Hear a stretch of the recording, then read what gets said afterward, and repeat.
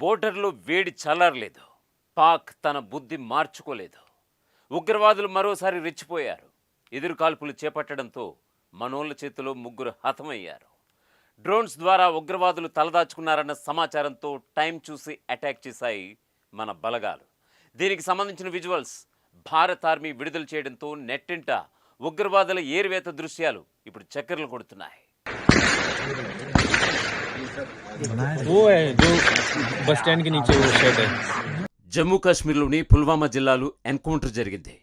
త్రాల్ ప్రాంతంలోని నదిర్ గ్రామంలో భద్రతా బలగాలు ఉగ్రవాదులకు మధ్య ఎదురు కాల్పులు చోటు చేసుకున్నాయి. ఈ కాల్పుల్లో జైషే మహ్మద్ ఉగ్రవాద సంస్థకు చెందిన ముగ్గురు టెర్రరిస్టులు హతమయ్యారు.